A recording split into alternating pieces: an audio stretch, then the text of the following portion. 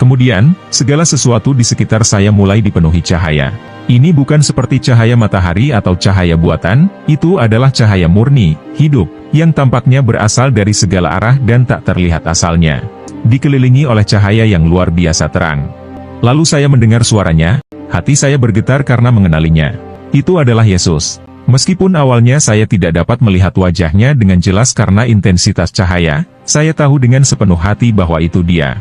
Kehadirannya dipenuhi dengan kasih dan otoritas, dan air mata mengalir di wajah rohani saya.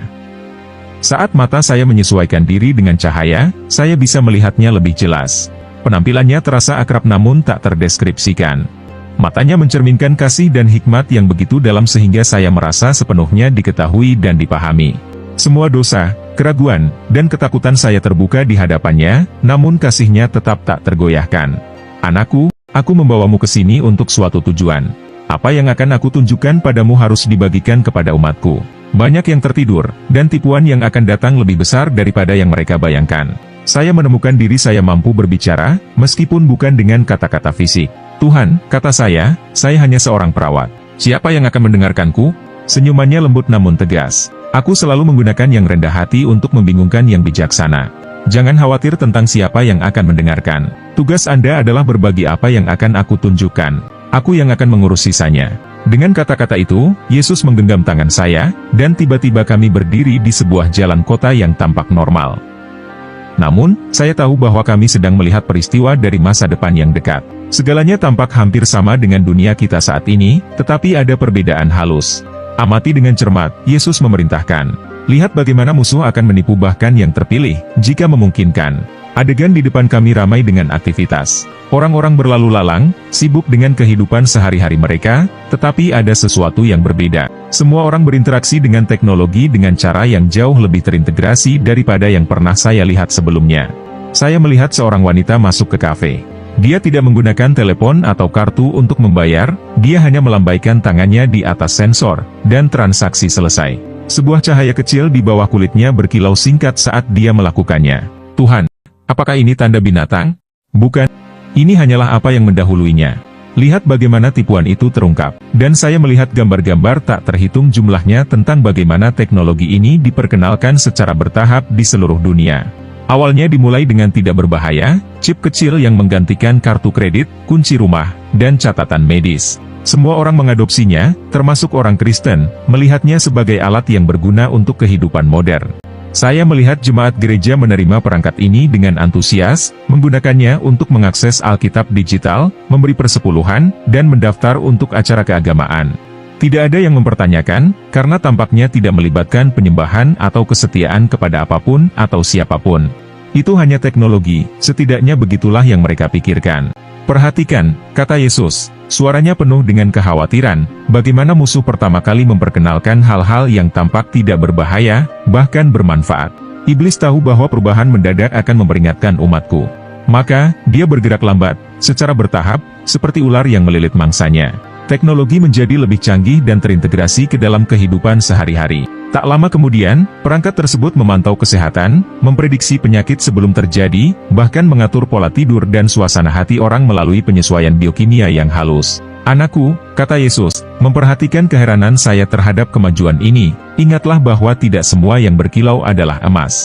Musuh tahu cara membungkus kebohongannya dalam kemasan yang indah. Saya melihat orang tua yang cemas memasang perangkat ini pada anak-anak mereka. Ini demi keamanan mereka, kata mereka.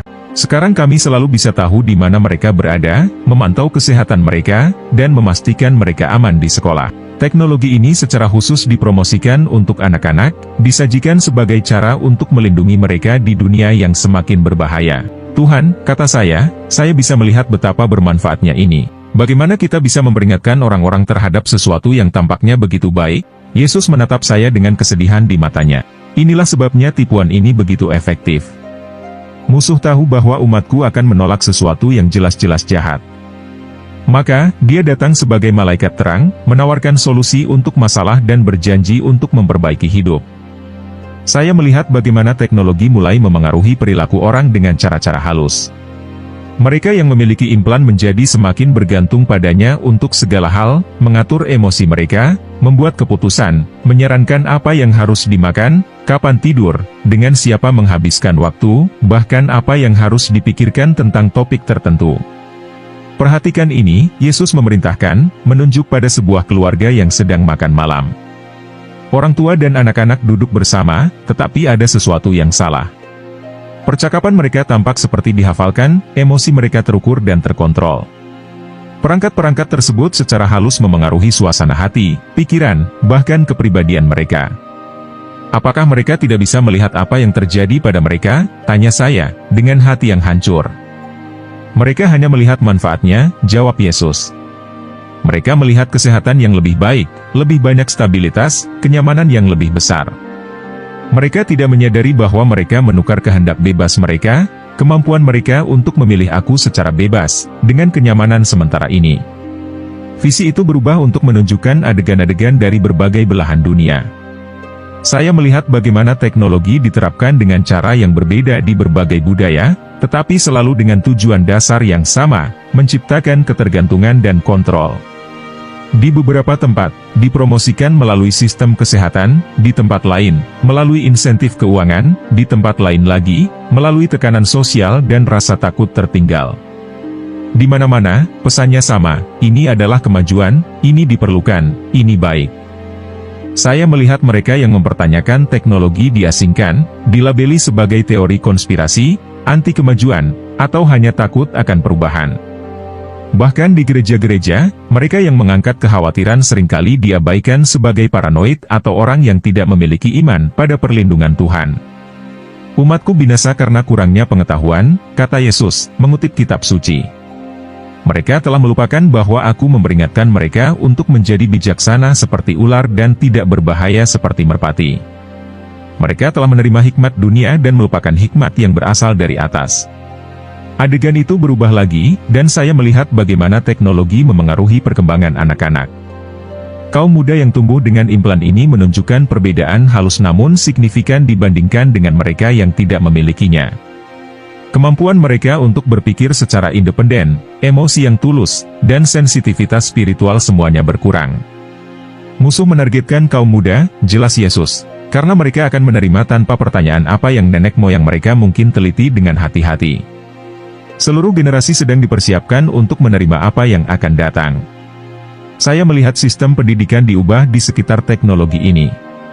Anak-anak diajarkan bahwa implan mereka adalah bagian dari siapa mereka, sama alaminya dengan bagian tubuh lainnya. Mereka didorong untuk mempercayai panduan perangkat mereka di atas insting mereka sendiri, hikmat orang tua mereka, dan akhirnya, di atas firman Allah. Tuhan, kata saya, suara saya gemetar, ini sungguh memilukan.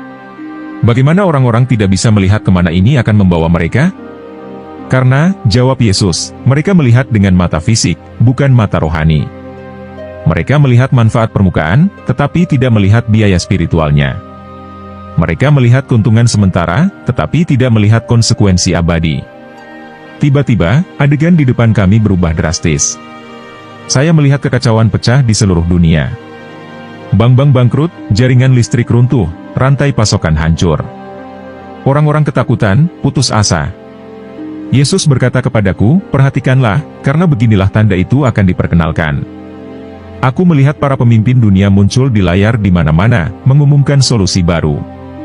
Teknologi yang sudah ada, yang sudah menjadi ketergantungan semua orang, perlu diperbarui ke sistem yang lebih aman. Mereka menyebutnya sebagai langkah yang diperlukan untuk mencegah krisis di masa depan. Perhatikan baik-baik, kata Yesus, bagaimana mereka akan mempresentasikannya. Aku melihat media mempromosikan pembaruan ini, menggambarkannya sebagai sekadar versi terbaru dari apa yang sudah dimiliki orang-orang. Pemimpin agama muncul di televisi, meyakinkan pengikut mereka bahwa ini hanyalah teknologi, bukan tanda binatang. Mereka berargumen bahwa itu tidak memerlukan penyembahan kepada siapapun atau kesetiaan kepada pemimpin manapun. Sekarang, kata Yesus, aku akan menunjukkan apa yang tidak bisa mereka lihat. Tiba-tiba, aku bisa melihat alam rohani di samping alam fisik. Apa yang kulihat membuatku ngeri. Saat orang-orang menerima pembaruan itu, kegelapan yang halus memasuki roh mereka. Pada awalnya, itu tidak terlihat jelas. Mereka masih bisa berdoa, pergi ke gereja, dan membaca Alkitab, tetapi sesuatu telah berubah. Tanda itu, Yesus menjelaskan, tidak akan dipaksakan dengan kekerasan pada awalnya. Itu akan diterima secara sukarela, bahkan dengan antusias. Musuh telah belajar bahwa penganiayaan hanya membuat umatku lebih kuat. Sebaliknya, ia akan menggunakan penipuan, membuat tanda itu terlihat seperti langkah alami dan menguntungkan. Aku melihat minggu dan bulan berlalu dalam penglihatan itu. Mereka yang telah menerima pembaruan mulai berubah dengan cara yang halus. Doa-doa mereka menjadi lebih mekanis, kurang tulus. Penyembahan mereka menjadi lebih rutin daripada relasional. Dan yang paling penting, kemampuan mereka untuk membedakan kebenaran rohani mulai memudar. Tuhan, tanyaku, mengapa mereka tidak melihat apa yang terjadi pada mereka? Karena perubahannya bertahap, jawabnya. Seperti katak dalam air yang dipanaskan perlahan, mereka tidak menyadari bahwa mereka dipisahkan dari Rohku sampai semuanya terlambat. Penglihatan itu menunjukkan kepadaku bagaimana pembaruan itu memengaruhi berbagai aspek masyarakat. Dalam kesehatan, itu menjanjikan pemantauan kesehatan yang sempurna dan perawatan otomatis. Dalam keuangan, itu menawarkan keamanan lengkap dan akses universal ke sumber daya. Dalam hubungan, itu mengklaim dapat memfasilitasi pemahaman dan komunikasi yang lebih baik. Tetapi yang paling membuat hatiku hancur adalah melihat keluarga membuat keputusan bersama. Orang tua mengumpulkan anak-anak mereka, menjelaskan bagaimana pembaruan ini akan membuat mereka aman, membantu mereka sukses di sekolah, dan menjamin masa depan mereka dalam sistem dunia baru. Mereka benar-benar percaya bahwa mereka melakukan yang terbaik untuk anak-anak mereka. Perhatikan baik-baik, Yesus menginstruksikan. Lihatlah bagaimana mereka akan menggunakan ketakutan untuk menekan mereka yang ragu-ragu. Aku melihat berita tentang anak-anak yang ditolak pendidikannya, orang-orang yang kehilangan pekerjaan, dan keluarga yang tidak bisa membeli makanan atau obat-obatan. Tekanan untuk menerima pembaruan itu menjadi sangat intens. Gereja-gereja terpecah atas masalah ini, dengan banyak pemimpin yang menganjurkan penerimaan untuk mempertahankan kesaksian mereka di masyarakat. Anakku, kata Yesus, suaranya penuh kesedihan, engkau melihat bagaimana musuh menggunakan niat baik untuk menyesatkan orang? Mereka pikir mereka membuat pilihan yang bijaksana, menjadi warga negara dan orang tua yang bertanggung jawab, tetapi sebenarnya mereka memilih untuk memisahkan diri dariku. Penglihatan itu berubah untuk menunjukkan teknologi itu sendiri. Itu bukan lagi sekadar implan fisik, entah bagaimana, itu telah terintegrasi dengan kesadaran manusia. Pikiran, emosi, dan bahkan kemampuan mereka untuk terhubung secara rohani sedang diubah. Inilah bahaya sebenarnya, Yesus menjelaskan. Tanda itu tidak hanya mengubah apa yang bisa dibeli atau dijual orang, itu mengubah siapa mereka. Itu merusak gambar Allah di mana mereka diciptakan. Aku melihat bagaimana pembaruan itu memengaruhi generasi yang berbeda. Orang tua seringkali menolak pada awalnya, mengingat masa-masa yang lebih sederhana. Orang dewasa biasanya menerimanya karena alasan praktis. Tetapi kaum muda, mereka menerimanya dengan antusias, melihatnya sebagai langkah berikutnya dalam evolusi manusia. Tuhan, tanyaku, apa yang terjadi pada mereka yang menerima pembaruan ini? Ekspresi Yesus serius saat dia menunjukkan konsekuensi rohani. Mereka yang menerimanya dengan sukarela mengakhiri nasib kekal mereka. Pembaruan itu tidak hanya mengubah tubuh mereka, itu secara fundamental mengubah kemampuan mereka untuk terhubung denganku. Mereka tidak bisa lagi merasakan keyakinan dari Roh Kudus atau memahami kebenaran rohani. Aku melihat dengan ngeri bagaimana orang-orang yang dulunya adalah orang percaya yang bersemangat secara bertahap menjadi mati rasa secara rohani. Kata-kata mereka mungkin masih terdengar religius, tetapi hati mereka telah mengeras. Mereka bisa mengutip kitab suci, tetapi tidak bisa merasakan kuasanya. Mereka berbicara tentang Tuhan, tetapi tidak bisa mendengar suaranya. Tetapi, Tuhan, tanyaku, bagaimana dengan mereka yang menolak? Adegan itu berubah, dan aku melihat kelompok lain, mereka yang telah menolak pembaruan itu. Mereka menghadapi kesulitan yang semakin besar. Mereka tidak bisa membeli makanan dari toko biasa, atau mengirim anak-anak mereka ke sekolah umum. Banyak yang kehilangan pekerjaan. Tetapi secara rohani, mereka bersinar seperti mercusuar dalam kegelapan yang semakin dalam. Mereka adalah orang-orangku yang setia, kata Yesus, dengan kasih yang mendalam dalam suaranya. Mereka bisa melihat apa yang tidak bisa dilihat orang lain karena mereka telah menjaga mata rohani mereka terbuka. Mereka telah mempelajari firman-Ku dan belajar membedakan kebenaran dari kebohongan. Aku melihat orang-orang percaya ini membentuk komunitas, saling mendukung, berbagi sumber daya, dan membantu mereka yang berjuang. Mereka tidak kasar atau takut, mereka damai, tetapi teguh dalam keyakinan mereka. Apa yang harus diperhatikan orang-orang, tanyaku. Bagaimana mereka bisa mengenali ini ketika itu dimulai? Pertama, jawab Yesus, perhatikan teknologi yang menjanjikan untuk membuatmu lebih baik daripada cara aku menciptakanmu. Musuh akan menawarkan peningkatan untuk pikiran dan tubuh manusia, tetapi itu akan datang dengan biaya bagi jiwa. Kedua, sadarilah ketika kenyamanan menjadi wajib. Apa yang dimulai sebagai opsional perlahan-lahan akan menjadi diperlukan untuk kehidupan sehari-hari. Ketiga, perhatikan bagaimana teknologi itu memengaruhi anak-anak. Musuh menargetkan kaum muda, karena mereka akan lebih mudah menerima apa yang mungkin dipertanyakan oleh orang tua mereka. Keempat, amati bagaimana itu mengubah hubungan orang denganku. Apapun yang mengaburkan kepekaan rohani, yang membuat doa terasa lebih jauh, yang mengurangi keyakinan akan dosa, itu adalah tanda peringatan. Kemudian, Yesus menunjukkan sesuatu yang indah di tengah semua kegelapan ini. Aku melihat cahaya bersinar. Mereka yang telah menolak tanda itu dilindungi dan dipenuhi dengan cara-cara yang ajaib. Mereka memiliki kedamaian yang tidak masuk akal dalam keadaan mereka. Umatku tidak akan ditinggalkan, Yesus meyakinkanku.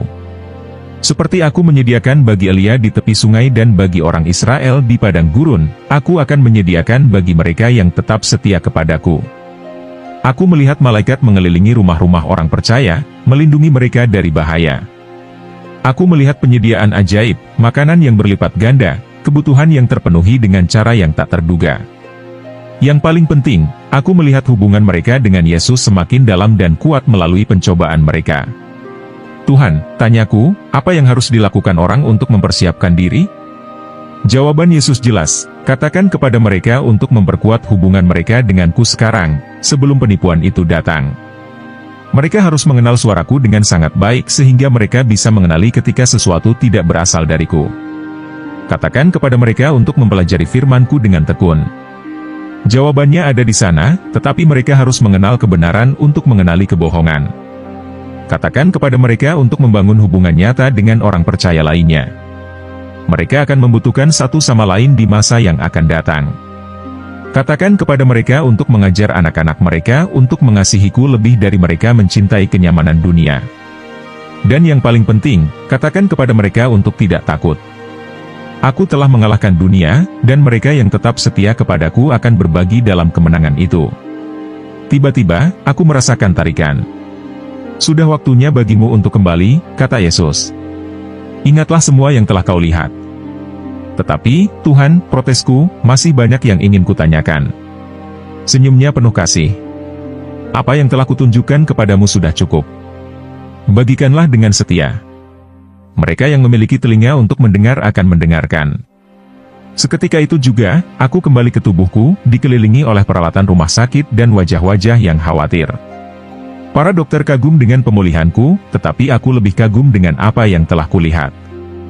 Itu terjadi 6 bulan yang lalu. Sejak itu, aku telah melihat teknologi berkembang dengan cara yang Yesus tunjukkan kepadaku. Setiap kali aku melihat berita tentang implan digital atau integrasi bioteknologi, aku mengingat peringatannya. Beberapa orang bertanya apakah aku menentang semua teknologi. Tidak. Aku masih menggunakan telepon dan komputerku, tetapi aku sangat berhati-hati dengan apapun yang berinteraksi langsung dengan tubuh atau pikiran manusia. Yesus menunjukkan kepadaku bahwa ada garis yang akan dilintasi, dan begitu dilintasi, tidak ada jalan kembali. Aku membagikan cerita ini sekarang karena Yesus telah membuatnya jelas bahwa waktu sudah singkat. Teknologi yang pada akhirnya akan mengarah pada tanda itu sudah dikembangkan. Krisis yang akan memicu implementasinya semakin dekat. Jika kamu membaca ini, ambillah dengan serius. Pelajarilah Alkitabmu, berdoalah untuk kebijaksanaan, bangunlah hubungan yang kuat dengan orang percaya lainnya, dan yang paling penting, kembangkan hubungan yang begitu dekat dengan Yesus sehingga kamu akan mengenali apapun yang mencoba memisahkanmu darinya. Ingatlah, tanda itu tidak akan datang sebagai kejahatan yang jelas. Itu akan datang sebagai solusi untuk masalah, jalan menuju kehidupan yang lebih baik. Tetapi tidak ada kenyamanan yang sebanding dengan kehilangan hubunganmu dengan Tuhan. Yesus mengatakan kepadaku bahwa banyak yang tidak akan percaya pada peringatan ini, dan itu tidak apa-apa. Tugasku bukan untuk meyakinkan semua orang, itu hanya untuk membagikan apa yang telah ditunjukkan kepadaku. Mereka yang mencari kebenaran akan mengenalinya. Jika kamu membaca ini dan merasa takut, janganlah. Yesus menunjukkan kepadaku bahwa perlindungan dan penyediaannya bagi orang-orangnya yang setia akan lebih dari cukup. Fokuslah pada mengembangkan hubunganmu dengannya sekarang, selagi masih ada waktu. Dan ingatlah firman-Nya, aku telah mengalahkan dunia. Penipuan mungkin besar, tetapi Tuhan kita lebih besar. Tetap dekat dengannya, dan kamu tidak akan tertipu. Inilah kesaksianku. Tuhan memberimu mata untuk melihat dan telinga untuk mendengar apa yang Roh katakan kepada gereja-gereja di hari-hari terakhir ini.